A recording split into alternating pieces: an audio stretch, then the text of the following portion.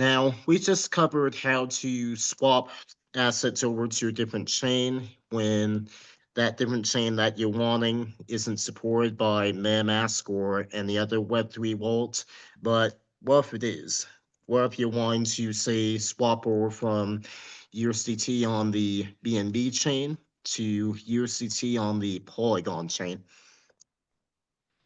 Now, 9 times out of 10, anything we would do in pool funding probably wouldn't be using a bridging apparatus like this. So, like for example, if you were thinking of bridging from Ethereum over to BNB chain, this probably isn't the method for you. You're probably better off just going with the cross-chain swap method that we just went over, because the fees that Stargate or any other bridging service charges for that are actually worse than what cross-chain swap services charge. And they can actually take quite a bit longer in some cases, especially during peak times on the network. So with that in mind, in this example, we're actually bridging between two different chains that are pretty fast and have pretty low fees.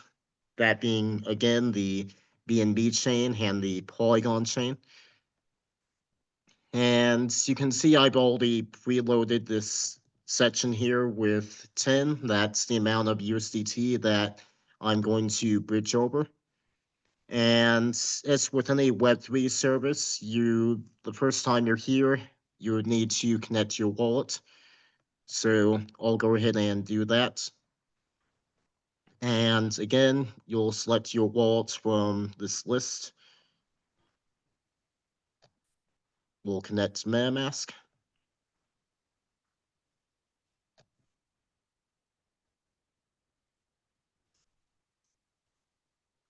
Go away.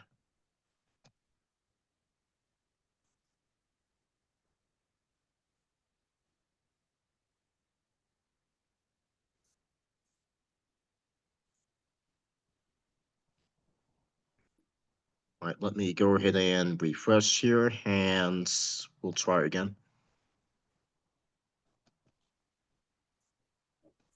There we go. All right, now we see a connection request like we did with Pancake Swap, except now it's showing Stargate.finance is wanting to connect. So we'll go ahead and click the connect button. All right, and now it's showing the different tokens that I have in that MetaMask wallet that Stargate supports.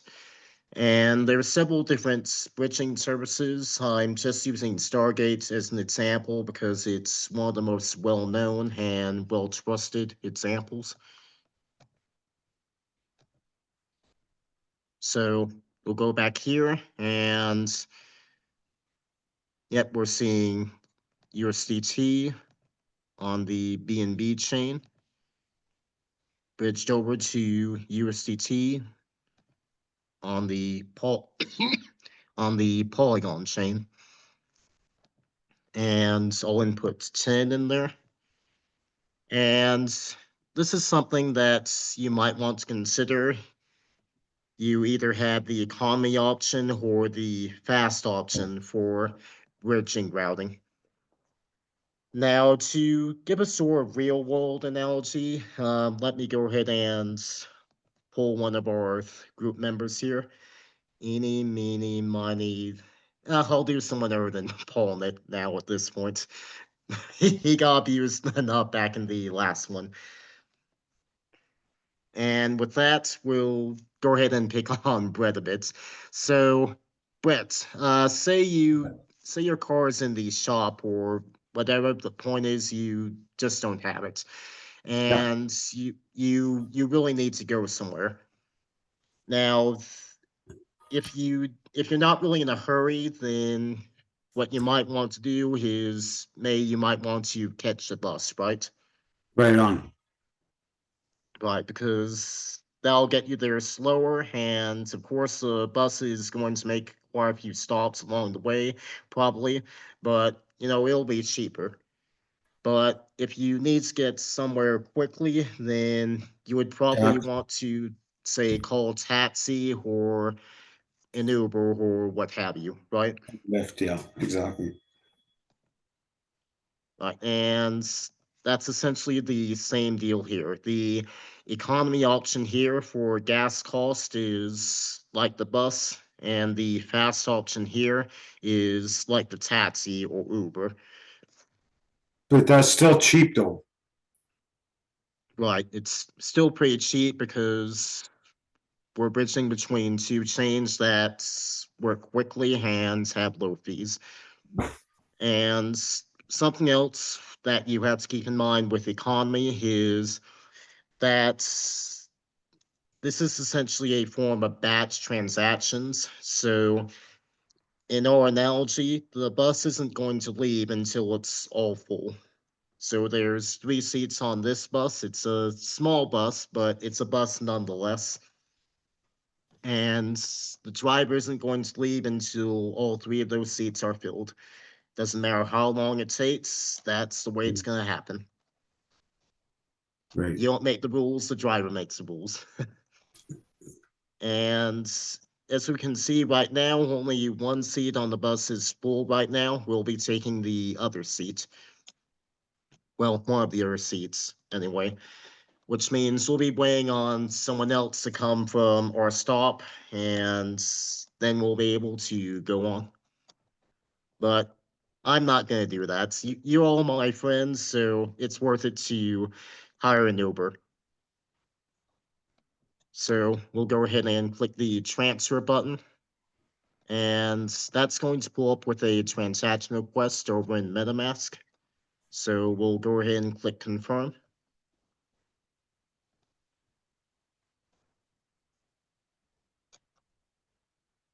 All right, transaction complete. And shows as transaction submitted.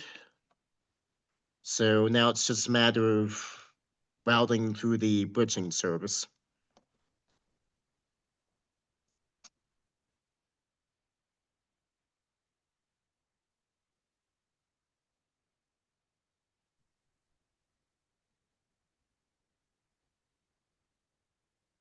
All right, it's right now it's giving us an estimation about 25 seconds for that to go through and for us to reach our destination. A Can I while ask? back, go ahead. I'm just wondering if I can ask a question about if I wanted to do USDT from the BNB chain. I saw Coinbase wallet as one of your wallet options to connect with. What chain would we put the USDT in order to send it to Coinbase?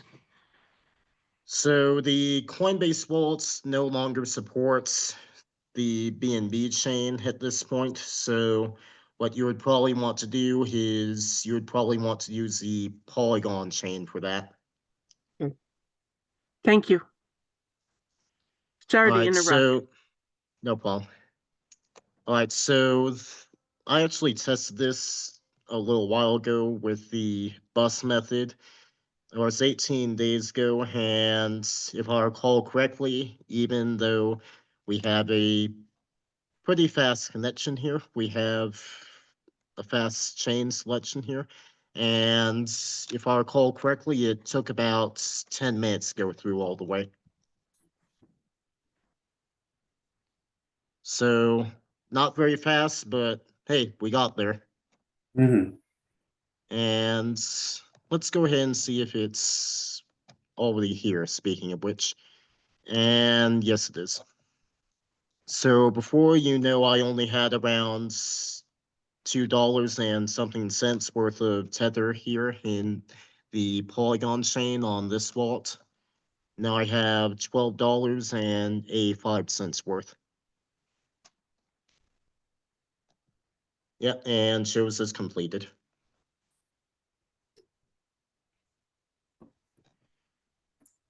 All right, so again, that was relatively straightforward, I think.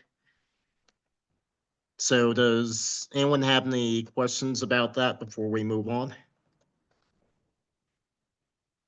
I have a question, but it's not, might not be pertaining to that because it's just, it's with those different networks that you're working with, Polygon and all those.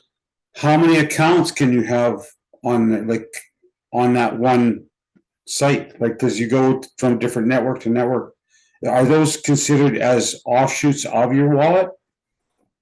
So different chains are going to be essentially offshoots of your wallet or account, because actually every single separate EVM compatible network you work with, like for example, the Binance Smart Chain and the Polygon chain, the Avalanche chain, and so on.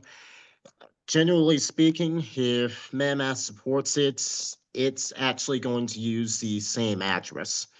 So the same address that we use for BNB on the Binance Smart Chain, the same address we use for pool funding, can absolutely also be used for something else we're doing with the Polygon chain.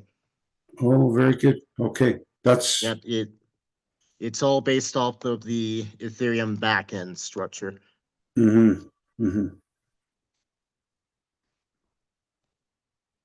Wonderful. Thank you.